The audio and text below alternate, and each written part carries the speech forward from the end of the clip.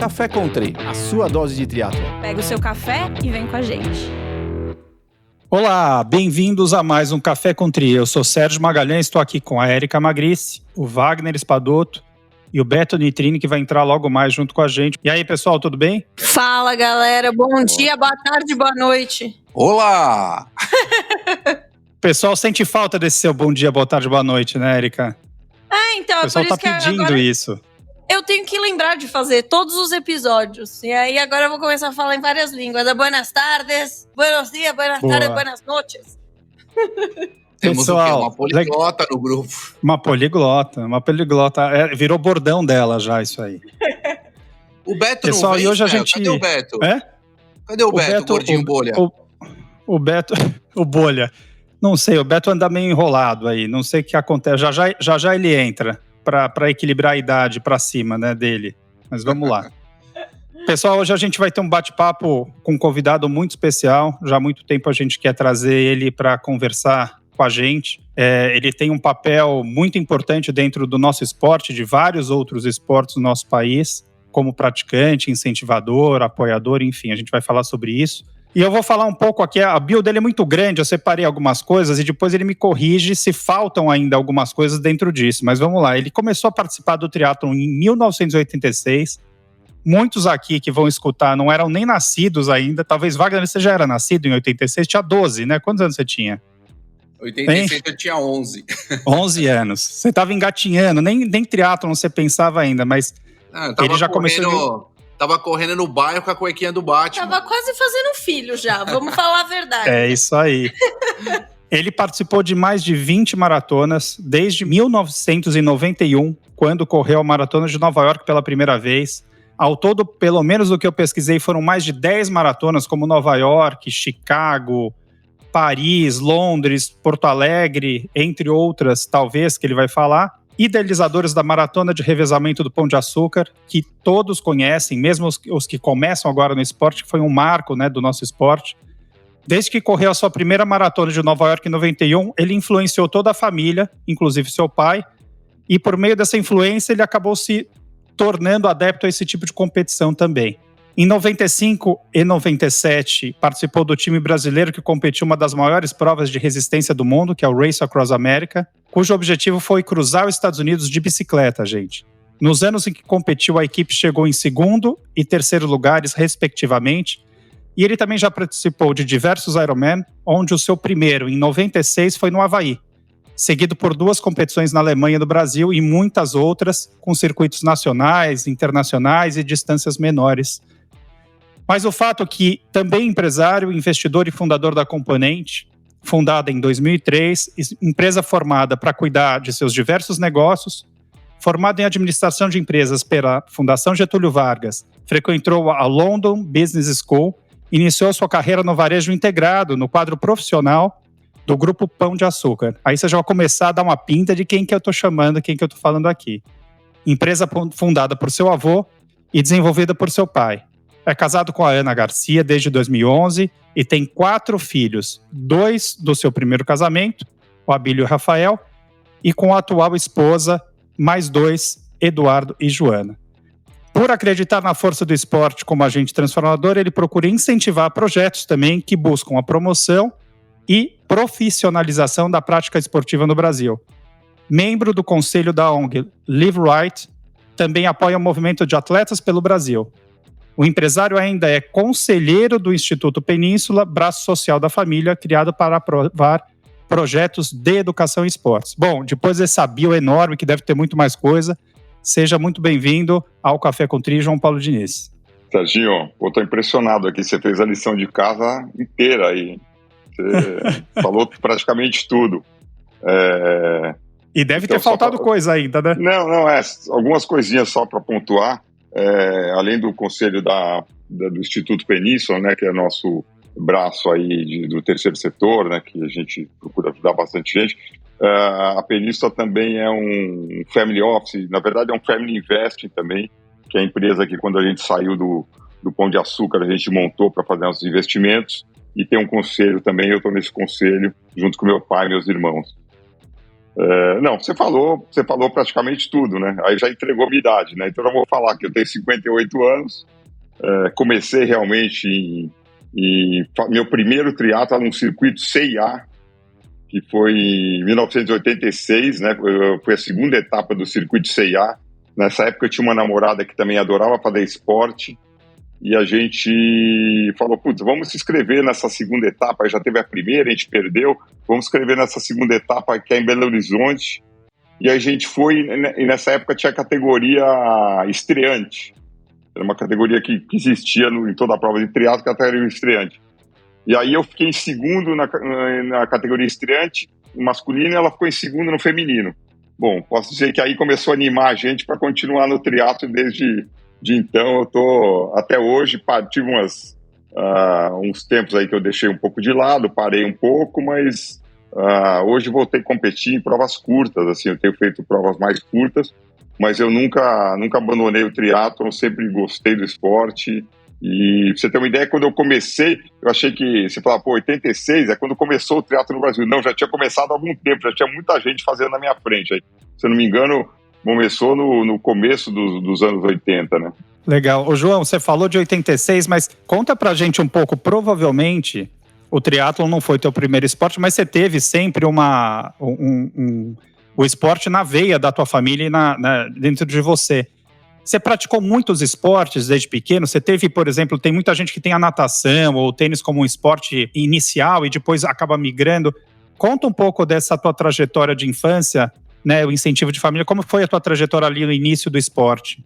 Por coincidência, até agora, há uma semana atrás, meu pai, eu falei que estava na Itália, né? Meu pai foi comemorar o aniversário dele. Na verdade, era o aniversário dele e da mulher dele. Eles fizeram uma festa em conjunto na Itália e convidaram um grupo grande de pessoas. E no meio disso teve várias palestras. Meu pai gosta de misturar as coisas, festa com conhecimento. Então teve algumas palestras e no final das palestras, por surpresa, os filhos foram convidados para subir no palco e fazer uma pergunta para ele. E eu não sou muito de falar em público, mas a minha pergunta era exatamente essa. Assim. Eu perguntei para ele, pai, o que você acha que fez eu gostar tanto de esporte? Foi você ficar...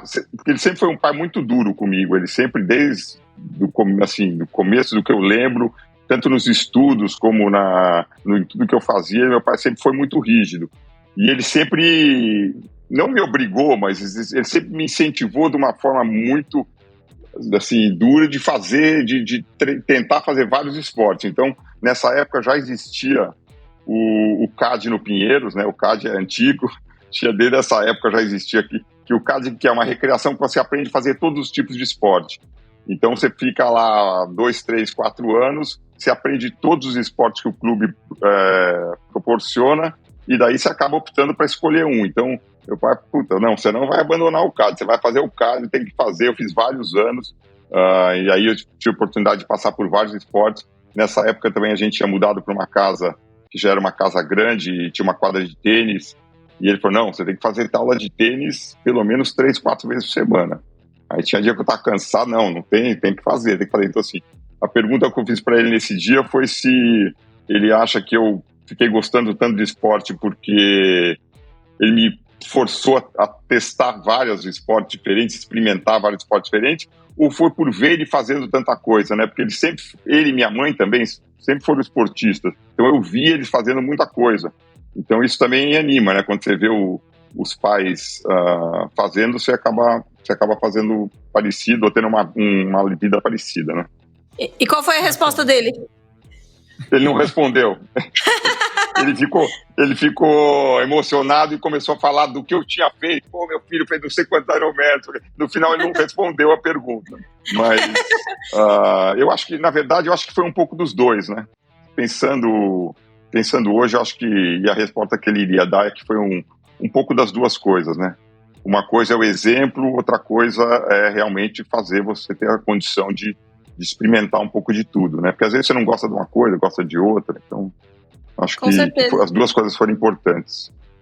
E, Serginho, eu comecei, assim, fazendo o CAD, fiz vários anos, eu nunca nadei bem, era um nadador bem mediano, sempre nadei com aquela turma do Pinheiros, que já era muito boa naquela época, então ficava correndo atrás para tentar acompanhar.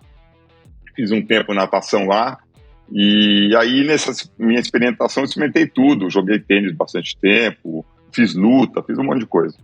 Muito legal esse arcabouço, né, que a gente acaba criando, e aí te dá também uma liberdade para lá na frente escolher de fato o que você gosta e quer fazer. E aí você começou no triatlon nesse circuito C&A, né, que eu entendo que devia ser uma prova mais curta, certo?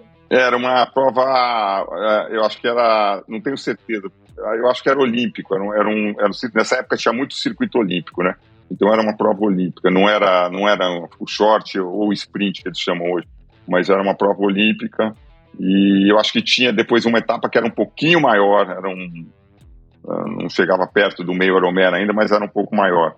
Então as provas variavam meio dessa distância. Não tinha Ironman ainda no Brasil. Então... Sim. Conta como foi essa sua evolução assim nas distâncias também. Então, eu sempre gostei de correr, de nadar, de pedalar. Eu tinha mais facilidade no pedal, eu sempre fui pesado, eu sempre tive muito músculo, então para correr sempre foi mais difícil, eu nunca fui um bom corredor. Embora o Serginho falou certinho, eu corri 20 maratonas ao todo, eu corri 10 vezes a maratona de Nova York, a primeira foi em 91 e a última, se eu não me engano, foi 2003, 2004. Eu fiquei 2 anos sem correr, e então eu corri 10 vezes Nova York, corri Paris, corri Londres, eu queria ter corrido a Alemanha, acabei não correndo, corri Porto Alegre, corri Chicago várias vezes, acho que Chicago eu corri 6 vezes. 6 vezes. Então, foi isso, assim, eu nunca fui um corredor rápido, mas eu sempre gostei de correr e sempre eu tive muita resistência, então assim, eu conseguia fazer o esporte durante muito tempo. Eu nunca fui um atleta veloz, mas me botava para fazer horas e horas e horas, eu ia embora, entendeu? Então, a maratona não é uma coisa que me desgastava tanto. Meu melhor tempo de maratona foi Chicago, que eu fiz 3 horas e 20, acho que em 2004, se eu não me engano. Meu último ano de maratona foi em 2007 em Chicago, e depois eu continuei correndo meias maratonas. Eu corri várias vezes a meia maratona de Nova York, que eu acho uma prova super legal, que é uma prova no começo do ano, que é até mais frio, mais gostoso de correr.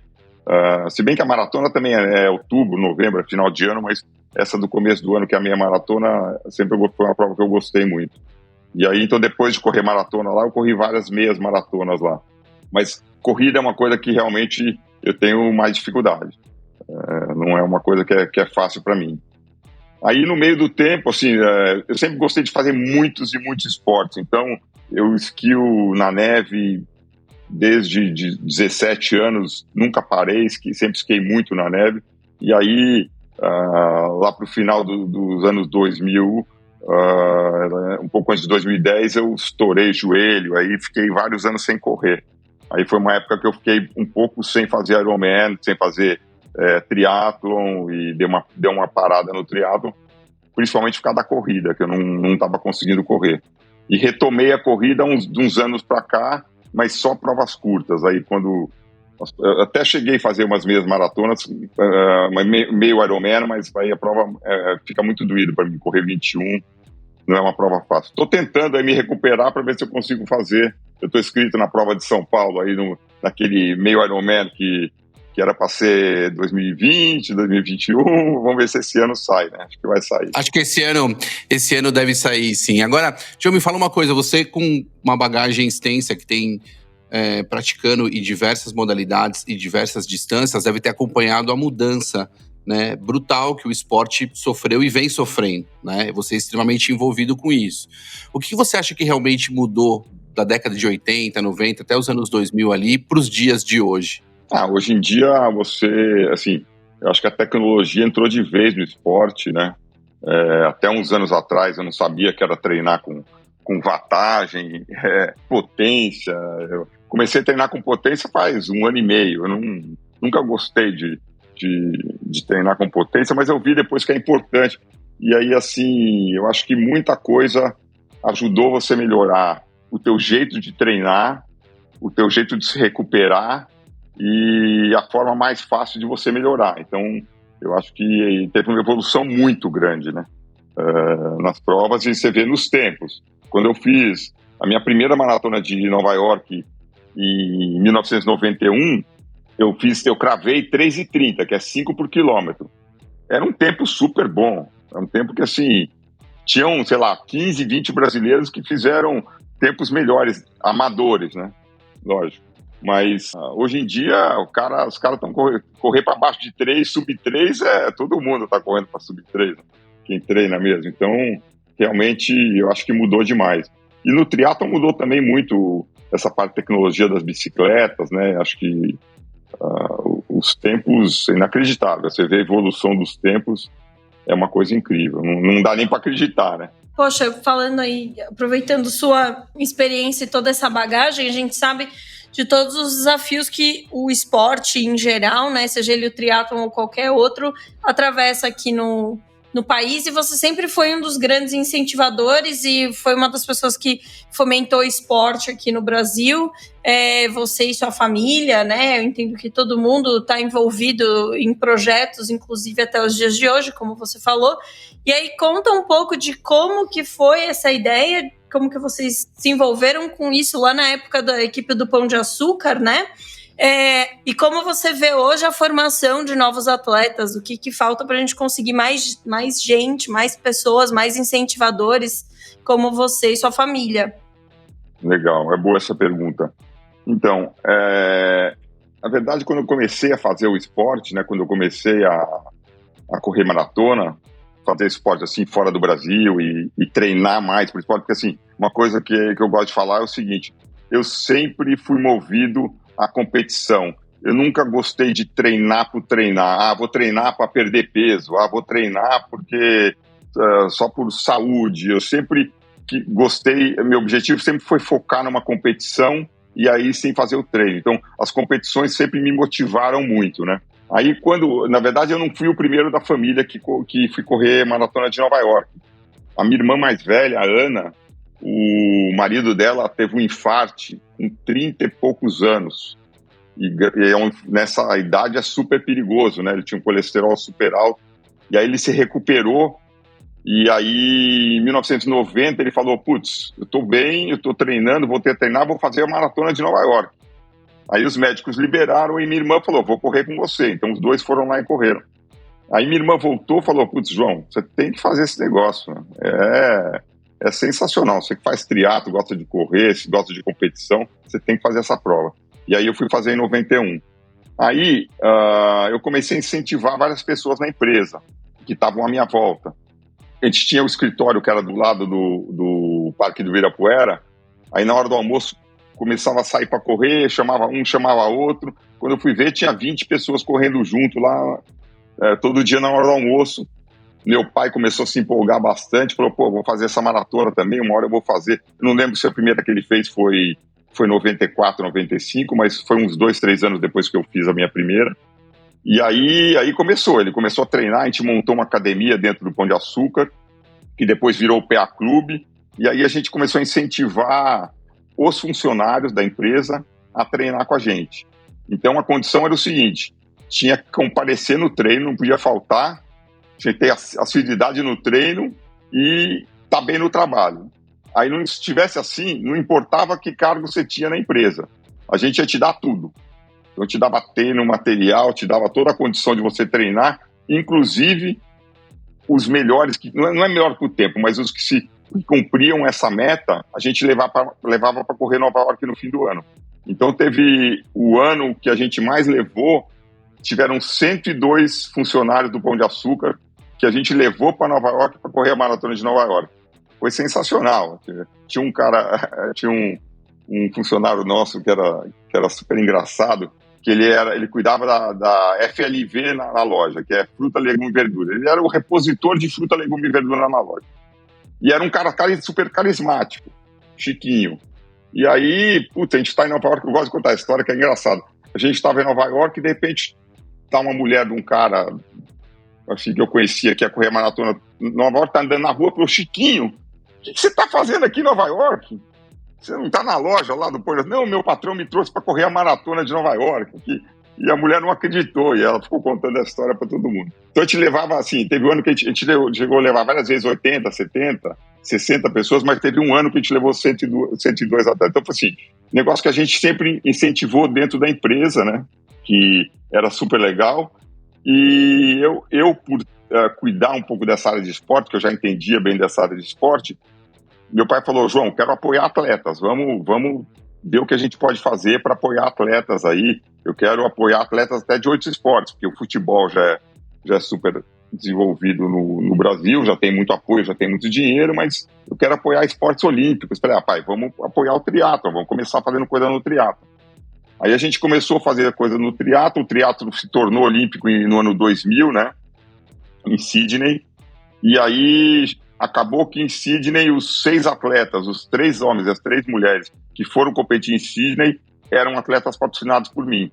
Então a gente fez todo um trabalho de longo prazo, né, porque eu só acredito em trabalho de esporte que é feito a longo prazo, isso é fundamental para mim. Se no trabalho de curto prazo não vai, você tem que pensar no esporte a longo prazo e aí vai. Então eu acho que a gente começou a fazer esse trabalho num ciclo olímpico antes de Sydney, já sabendo que ia ter Olimpíada em Sydney, e aí acabamos levando esses 6 atletas para lá. E de lá para cá, assim, nessa época que eu estava no Pão de Açúcar ainda, a gente começou a apoiar outros esportes. Em Sydney, lá eu conheci o pessoal do atletismo, porque eu fui lá ver a prova, eu acabei conhecendo, me integrando com o pessoal do atletismo, aí a gente acabou apoiando vários atletas de atletismo também.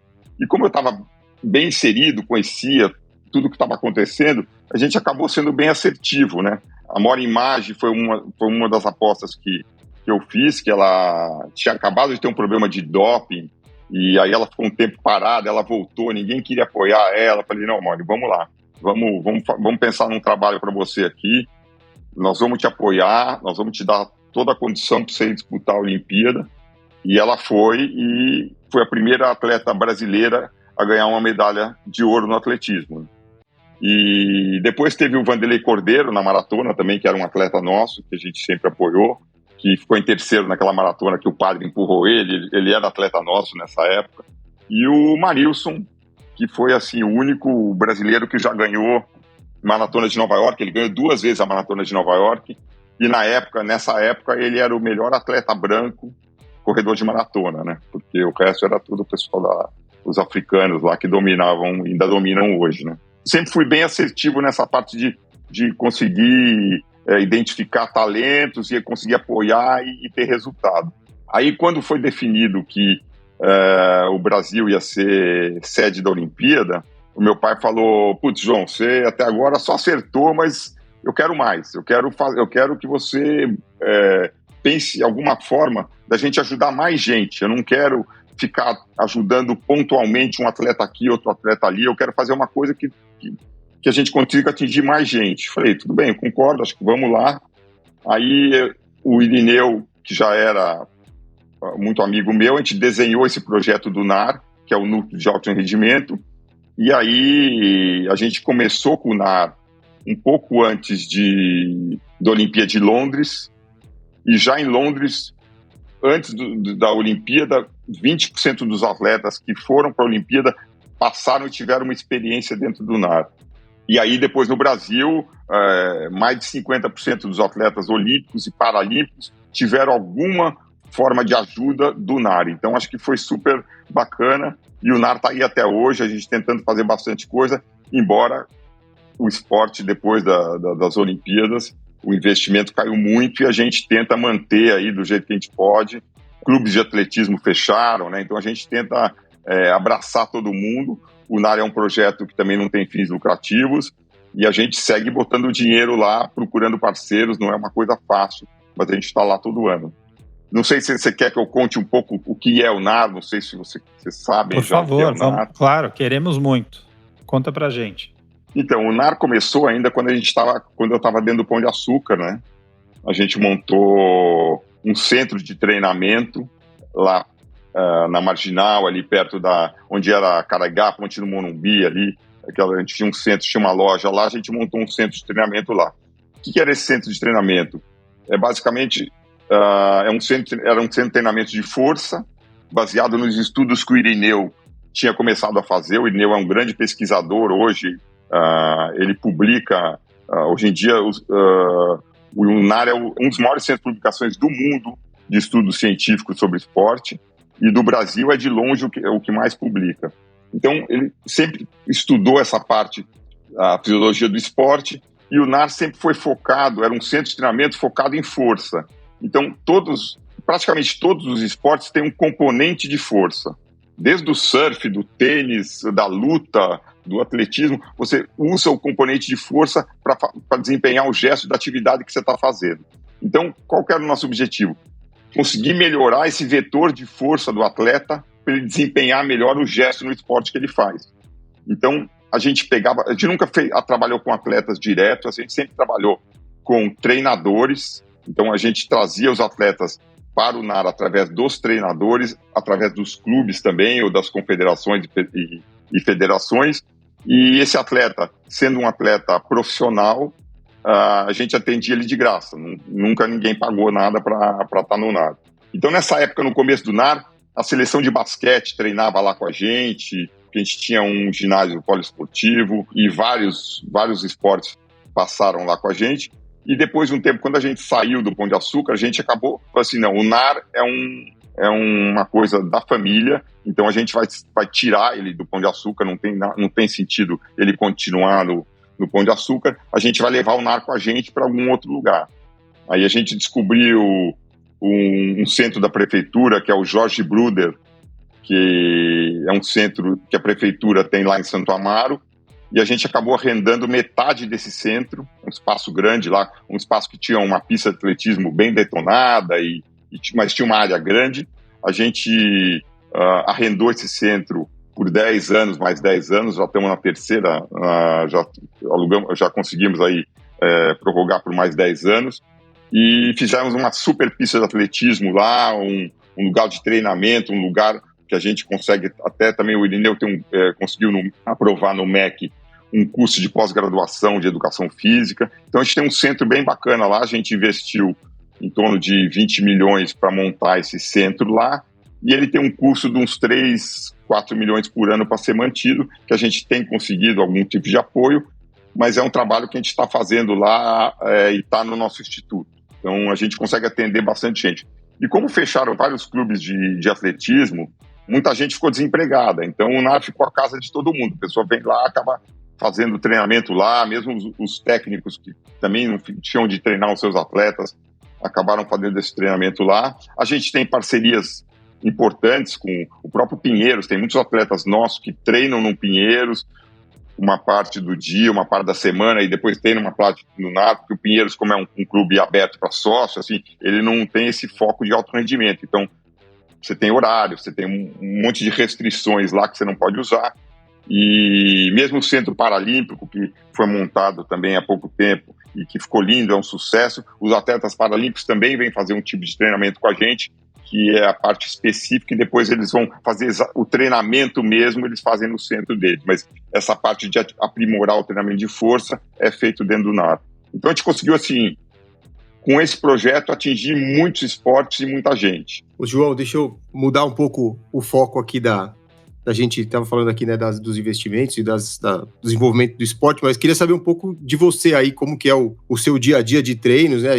Eu sei que você é um cara bem disciplinado e consegue conciliar bem a vida profissional e tudo, né? Qual que é o segredo para conseguir essa rotina e manter durante tanto tempo, né? Porque eu lembro que eu comecei no triatlon em 97, e eu lembro que você já treinava, cheguei aí algumas vezes para Bandeirantes, num pelotão que eu organizava no domingo ali, que o pessoal ia com todo mundo ali, na época do Extra Distance, que tinha uns treinos ali, que a gente fazia uma galera juntos. Eu tô aqui desde comecei em 97, você já tava, né?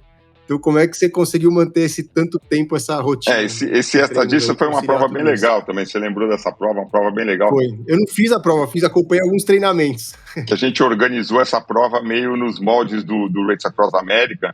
Então, a gente montou equipes, né, de 4 atletas, e aí com apoio, e aí a gente fazia um looping teve trajetos diferentes, mas a última foi um looping no interior de São Paulo, voltava para a capital, né? Acho que vocês acabavam em Campinas. Mas era uma prova de 800 quilômetros, dava para fazer revezamento e dava para fazer solo. Então, uma prova que foi bem legal, e parou também porque a gente ficou com medo, achou que a gente queria priorizar a segurança, e depois começou a ficar muito ruim pedalar na estrada, né? Eu mesmo, hoje em dia, não pedalo Quer dizer, não pedalo muito, muito, muito pouco na estrada. Eu pedalo assim quando eu estou perto da minha fazenda, que é entre Rio Claro e São Carlos, tem umas estradas bem tranquilas lá, eu pedalo sempre com o carro atrás, às vezes eu pedalo por lá, mas tipo Marginal, que a gente pegava toda terça, quinta e sábado, só acabou, né? Eu saía da minha casa pedalando, 5 horas da manhã, encontrava com os caras no meio do caminho, a gente ia, e até o retorno de Jundiaí voltava, não tinha problema nenhum, nada acontecia, mas hoje em dia não dá mais para fazer isso, né? Não, você perguntou o que me motiva, como é que é a minha rotina. Bom, primeiro que eu diminuí muito meu ritmo de treinamento. Assim, meu pai é uma pessoa que sempre buscou aprender sobre longevidade. Quanto mais a gente estudou sobre longevidade, vem estudando sobre longevidade, eu vi que eu já passei da conta, eu exagerei mais do que eu deveria, já fiz mais do que eu deveria ter feito para longevidade, tá? Então, assim, eu diminuí muito meu treino, continuo treinando, continuo nadando, pedalando, correndo e fazendo vários outros esportes, mas eu diminuí a quantidade e a intensidade. Eu continuo na minha rotina, eu acho que nessa vida, não sei se todos vocês moram em São Paulo, mas não é fácil morar em São Paulo, né? Com o trânsito, com tudo, assim, tem que ser tudo meio perto. Então eu moro a 1 quilômetro de onde eu trabalho, minha academia é 200 metros de onde eu trabalho, é só descer e subir outro elevador, eu estou na academia, o clube é do lado da minha casa, então assim, você tem que tirar essas dificuldades de trânsito da cidade, tudo, e dessa forma eu consigo conciliar meus treinos com o meu trabalho. Eu sou super ativo, eu não consigo parar, eu não consigo ficar parado nunca, então eu acabo conseguindo conciliar tudo. Eu acho que eu te entendo, que para mim é mais ou menos a mesma coisa. Às vezes não tem prova, mas tem que fazer alguma coisinha, pelo menos para sair da inércia, ficar parado, né? Que você ficar parado eu me sinto mal. Eu tenho uma coisa de ficar o dia inteiro sem fazer nada. Você fala, o dia inteiro sem fazer nada, preciso arrumar alguma coisa para fazer. Então, pelo menos uma corridinha na esteira eu vou. Eu consigo conciliar trabalho, treino, vida familiar, dar atenção para a família, né? Então, eu tenho conseguido fazer isso, embora, como eu te falei, eu treino bem menos do que eu treinava antes, né? Mas também, assim, sobre motivação, eu não sei o que me motiva, assim, eu sou apaixonado, né? Eu adoro fazer esporte, até se eu fico um dia sem fazer, até fisiologicamente meu corpo não funciona direito, eu não consigo dormir direito, não consigo ir no banheiro direito, sabe? A minha vida, assim, eu sou muito meu corpo é muito viciado no esporte, então eu tenho que estar fazendo atividade para estar bem. E, assim, o que eu gosto de me motivar também é sempre com algum objetivo, como eu falei no começo aqui, nem que não seja uma prova de triatlon, qualquer outra atividade que eu vou fazer, falar, não, vou treinar mais para isso agora, vou fazer desse jeito. E é uma coisa que eu adoro. Esporte, para mim... Ô, Joe, a gente falou aqui, a gente sempre fala aqui no nosso podcast, sempre da importância dos atletas profissionais, dos ídolos, né? E você, né, a gente passou um tempo do triatlo até com a equipe do Pão de Açúcar, cara, que era onde a gente teve uma geração de muitos ídolos, né? Que é a Fernanda, a Mariano Rata, o Manzan, Sandra Soldan, o Armando Barcelos, o Leandro, tantos outros atletas que a gente teve. E aí a gente ficou um tempo, né, meio um vácuo, né? Agora estão surgindo novos. A gente teve até um tempo atrás aí um fim de semana sensacional, né? Com um monte de resultado, com o André Lopes, com o Hidalgo, com 3 brasileiros ganhando no pódio do Ironman Brasil, 2 brasileiras no pódio. Então, como que você acha que a gente pode voltar a ter esses novos ídolos que a gente já teve no passado, se a gente um dia vai ter tanta gente disputando o triatlon no alto nível aqui no Brasil como a gente teve na década de 90? Primeira coisa, assim, eu acho que pro esporte conseguir dar certo, né, você precisa conseguir ter não só os programas de longo prazo, né, você conseguir ter coisas duradouras, como você ter a parte política estruturada, porque, eu já dei muito murro de faca, eu já briguei muito por causa dessa parte política. É uma coisa que desde que eu entrei no esporte eu vi que a coisa estava errada, e desde lá eu sempre atuei nos bastidores, nunca atuei de frente, nunca quis ser chefe de nada, presidente de nada, me envolver em política do esporte, mas eu sempre atuei nos bastidores e sempre dei força tentei dar força para as pessoas sérias que estavam tentando tocar essa área. E, felizmente, no triatlon, a gente chegou lá, a gente conseguiu.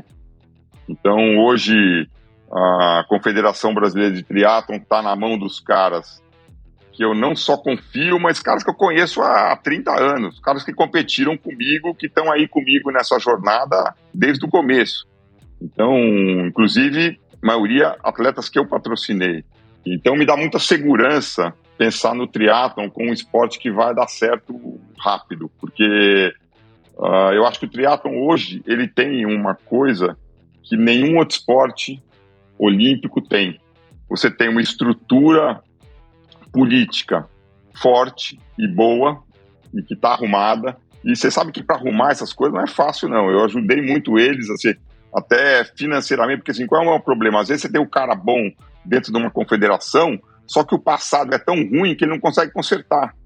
Então você não contrata um super escritório de advocacia para consertar o passado, você não chega lá, você não consegue ter uma confederação em ordem. E a gente conseguiu fazer isso no triatlo. Então, eu acho que o triatlon está super bem estruturado. Eu acho que você tem acima do triatlon o COB, que está se estruturando, está melhorando bastante. Não chegou lá ainda, mas está melhorando bastante. Você tem alguns programas de longo prazo e você tem a parte social que está começando a ser muito bem feita. Assim, tem a parte de base, o trabalho social, o trabalho de base, está começando a ser muito bem feito pelo Juraci, que foi um atleta meu. O Jossi Moreira, ele tem um programa hoje que são as escolinhas de treinamento de triatlon. Essas escolinhas de triatlon hoje já tem 16 centros no Brasil inteiro. Ele começou lá em Curitiba, com um pequeno centro lá, pegando crianças no contraturno escolar. Ele teve aqui com a gente já, gravamos um episódio com ele sobre isso, bem interessante. Então, hoje já está com 16, e eu estou falando para ele, Juraci, nós vamos chegar a 50. Daqui a pouco nós vamos ter 50 escolinhas dessas no Brasil. E assim, consequentemente, já estão vindo das escolinhas talentos. Você tem a Gabi Lemos aí, que é um atleta super nova aí, que está começando, fez a primeira etapa dela do Mundial agora, nessa que o Hidalgo foi super bem, que não ganhou assim por detalhe no sprint final, né, liderou a prova inteira.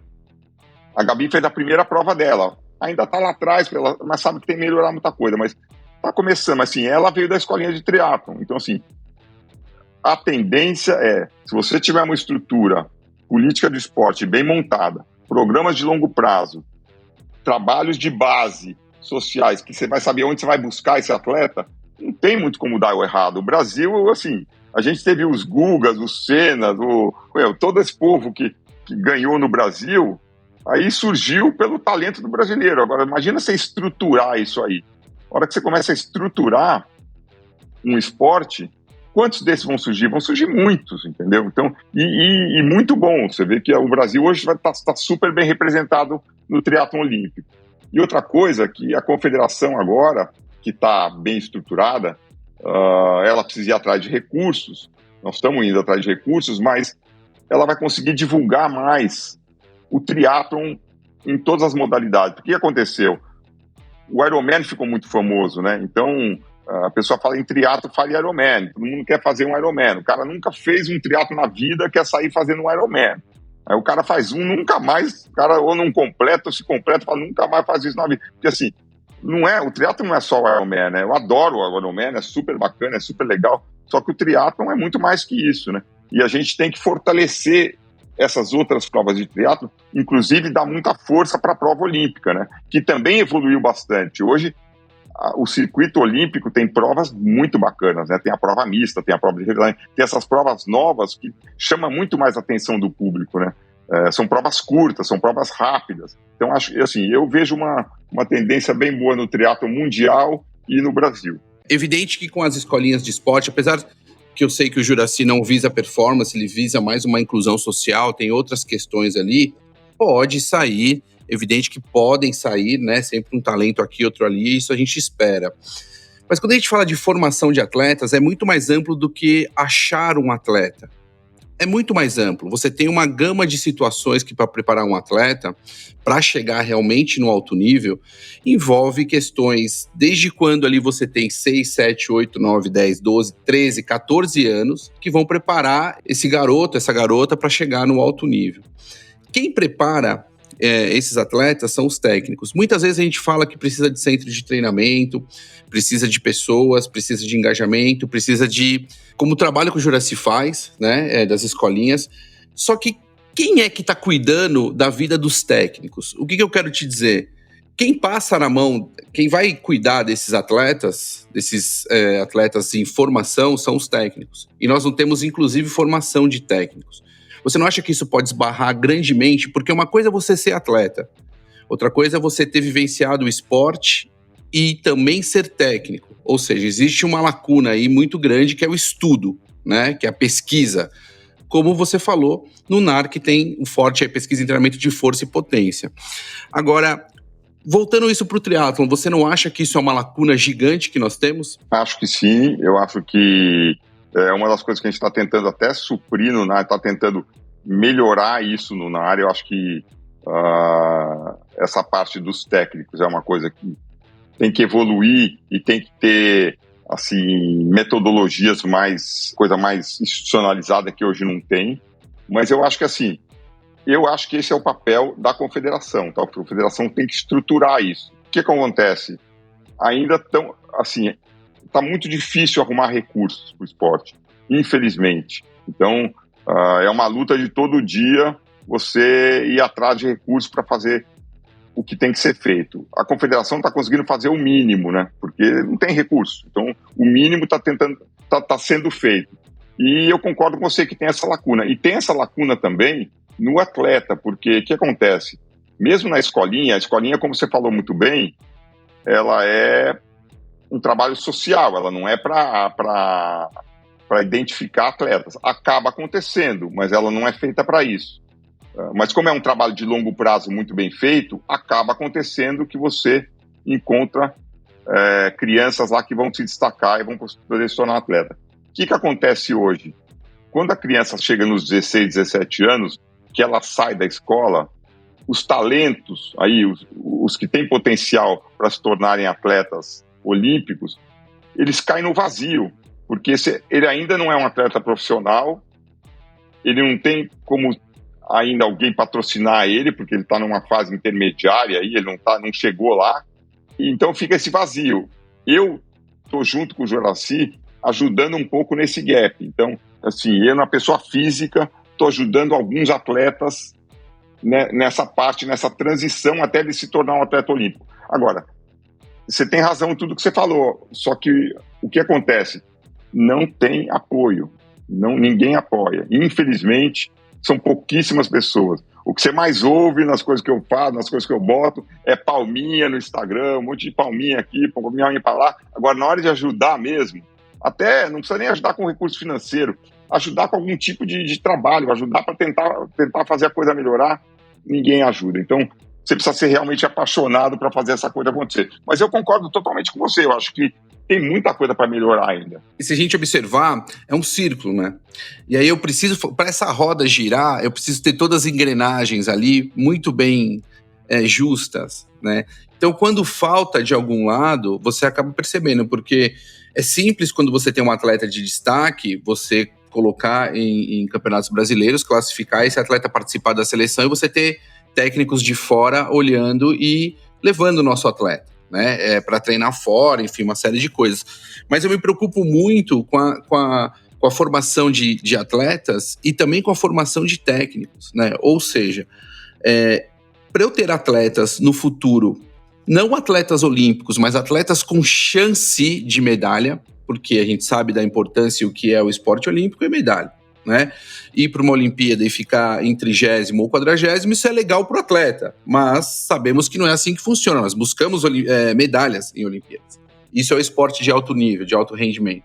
Eu preciso também entender que no início da vida esportiva e todas as fases sensíveis desse atleta sejam trabalhadas da melhor forma possível por profissionais extremamente capacitados e aí sim um técnico de seleção ali na frente que vai cuidar desse atleta já pronto.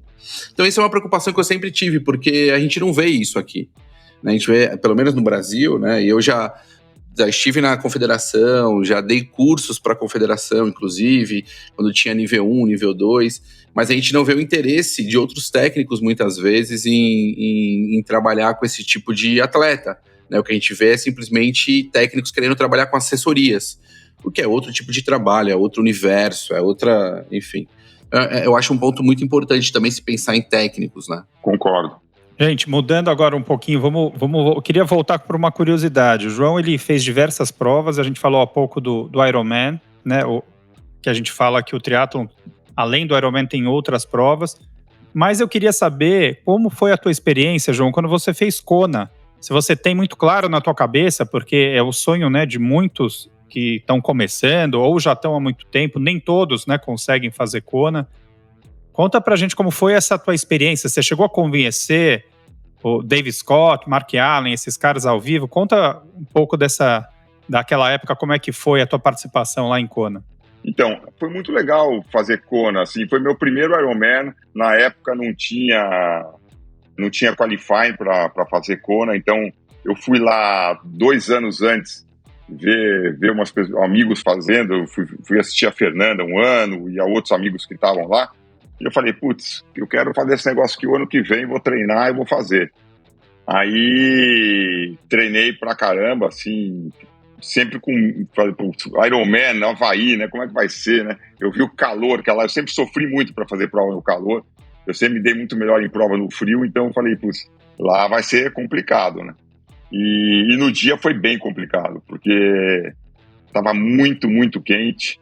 Eu até nadei bem, e aí no ciclismo, naquela volta de Ravi lá, peguei aquele vento contra, falei, putz, quase morri para chegar de bike no final. E aí a corrida foi um terror, porque correr naquele calor, ainda mais primeira vez, né, fazendo um Ironman, foi bem sofrido. Eu fiz um tempo muito ruim, porque eu andei muito na corrida, eu fiz 13 horas e 14.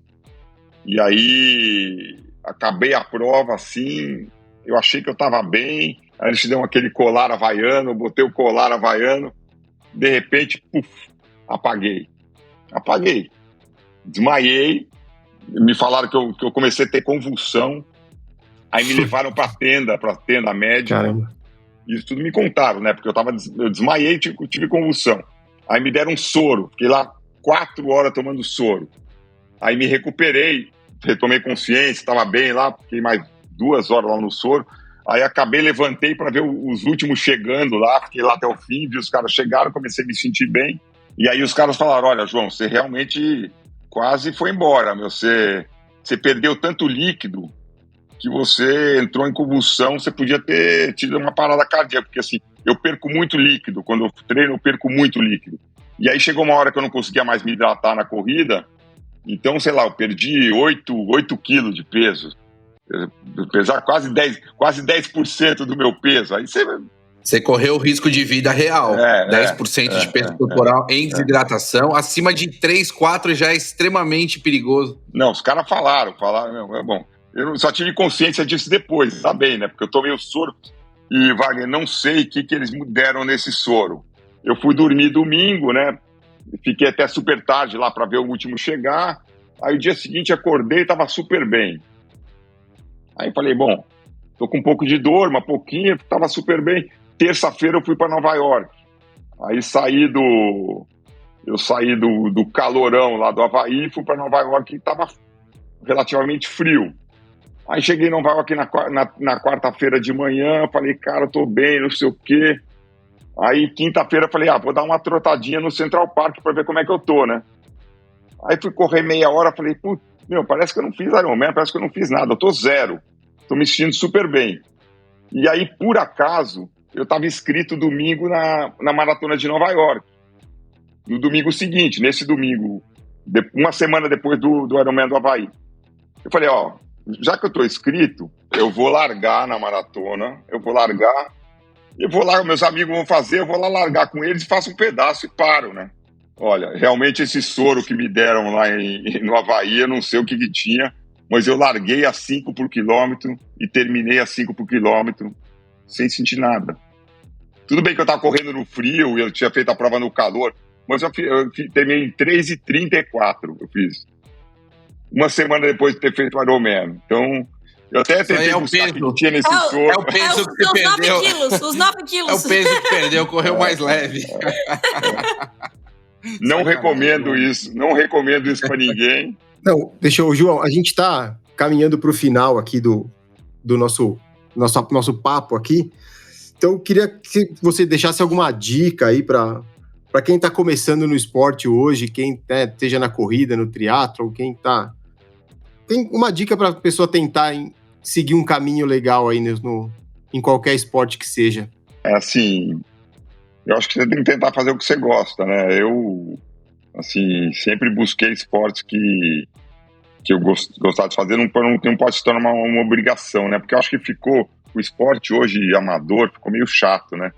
Você vê, assim, eu fiz, depois que eu parei de fazer triatlo, quando machuquei o joelho, fiquei uns anos sem correr, eu fui muito pro ciclismo, né? Fiz várias provas de ciclismo, fiz várias Gran Fondo, Letap, e aí comecei a achar o negócio amador começou a ficar muito chato. As pessoas começaram a achar que aquilo é a coisa mais importante da vida, que ela era profissional, que tudo só girava em torno do esporte dela, do que estava fazendo. Então, assim, eu acho que você tem que fazer o que você gosta e fazer para você, não para os outros.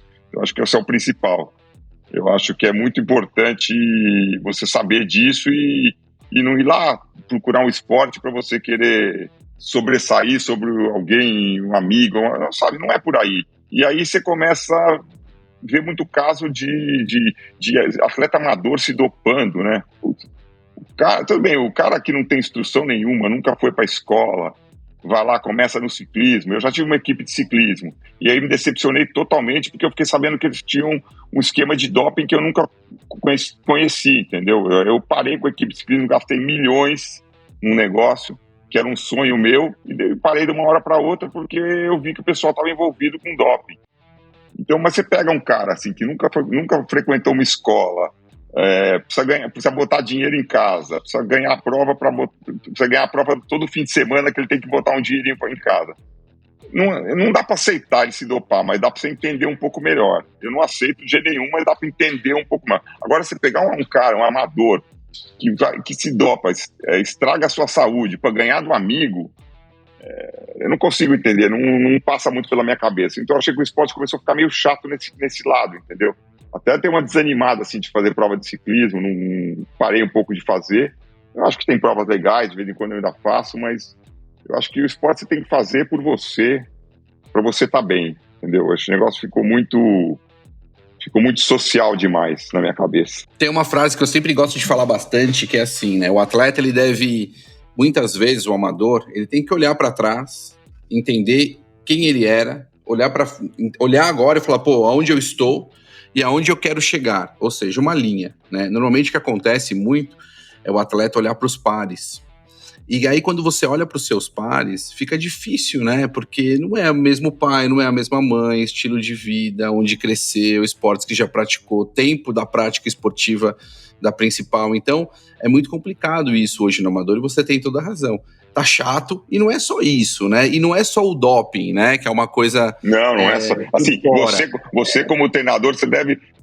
acho que a coisa mais chata... Eu sou muito amigo do Max Paulo, né? Voltei a treinar. Hoje, meu treinador é o Fábio Rosa, que é sócio do Max Paulo. Voltei a treinar para tentar voltar pro triatlo um pouquinho com o Fábio. Mas, assim, eu acho que vocês têm que lidar muito mais com o ego das pessoas do que com o esporte, porque, é difícil, né? Não é uma coisa fácil. É complicado. E aí tem as outras questões, né? Que é a roda, que é pegar o vácuo. Então, assim, eu tive uma reunião esses dias com alguns atletas que fizeram Ironman, e foi muito engraçado, porque vários atletas falaram a mesma coisa. Falaram, todo mundo na roda, todo mundo na roda. Aí você começa a ver que os caras que pegaram a roda são os que classificaram. E você fala, poxa, mas eu achei tão legal que aquele cara classificou. E se dá uma desmoronada, assim, fala, poxa, que chato isso, será que nunca mais, né, teremos um pouco de essência, né, que é o que a gente pensava muito mais antigamente? Mas é isso, não vamos chorar as pitangas aqui, né, gordinho? Deixa pro café amargo.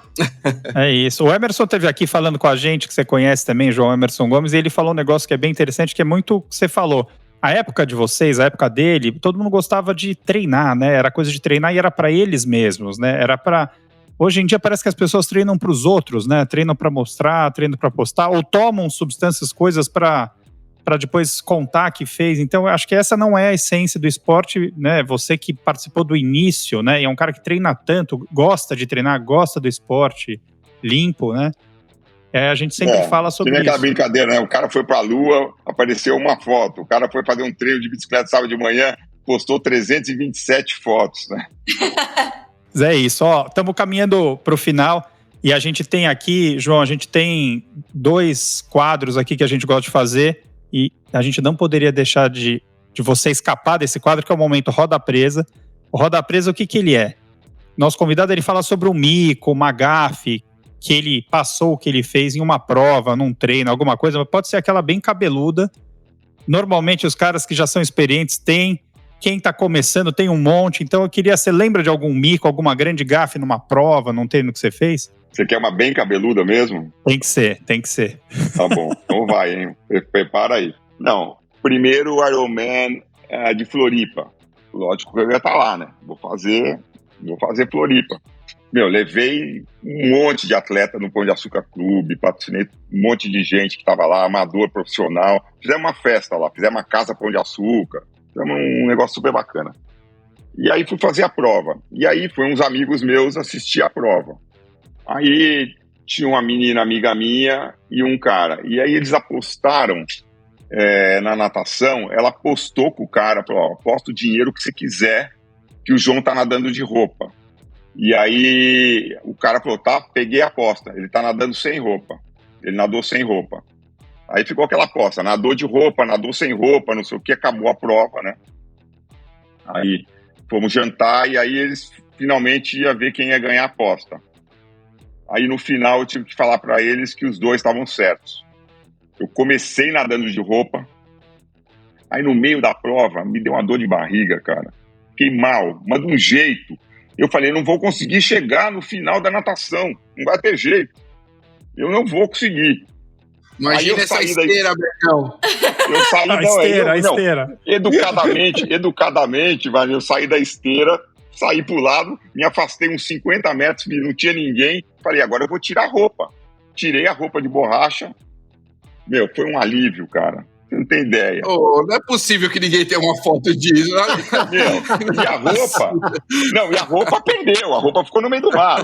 As pessoas, pô, mas você não tentou vestir a roupa de novo? Por que eu vou vestir uma roupa de borracha no meio do mar? Não tem como, né? Esquece. A roupa foi embora. Não é possível. Aí toquei o pau e fiz a outra metade da prova sem roupa. Então os dois estavam certos. Eu entrei no mar de roupa e saí sem. E que ano foi isso? Foi o primeiro ano de Floripa. Que ano foi?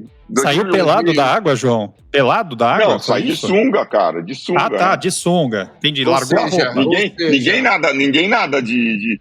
Você nada às vezes com macaquinho, mas nessa época eu não tava nem de macaquinho, eu tava de sunga mesmo. Entendi. Antigamente era sunga, né, Sé? Aí sunga por baixo. Sunga top, né? Porque senão ia ser, além de todo aquele currículo, ia ser o primeiro... primeiro, como é que fala? Nudes. Primeiro nudes.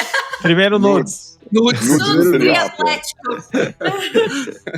O bom é que você falou da foto aqui em 2001, 2002, que 2002 foi o primeiro Ironman que eu fiz, né? Você tinha 2 fotos, que era aquela foto aérea da largada e a foto da chegada. Que você tinha que dar sorte do Chris Kitter estar ali com a foto do ativo pra você comprar a sua, porque senão você nem essa foto... Aí tinha a foto da ponte também. Exatamente, da ponte tinha.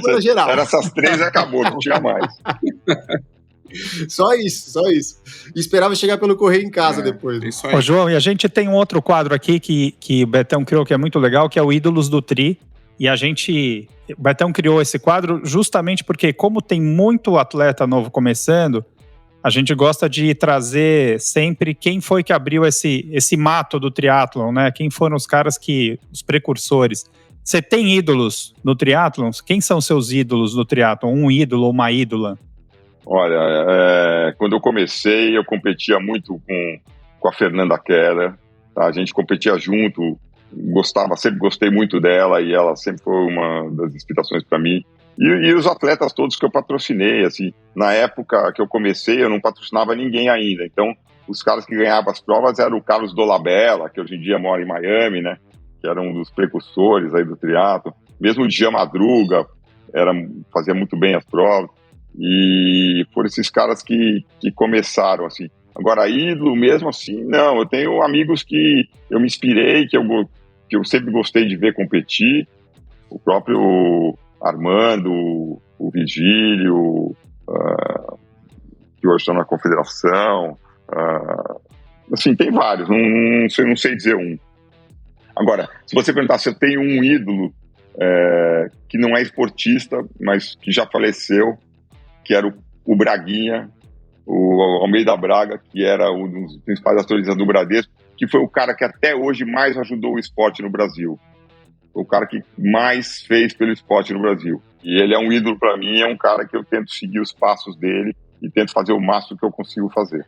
Até o Guga menciona ele no livro dele, né? Sim, ele ajudou muito o Guga, ajudou muito o Senna, ajudou no começo, ele, na verdade, o vôlei começou a se formar toda essa estrutura do vôlei por causa dele, né?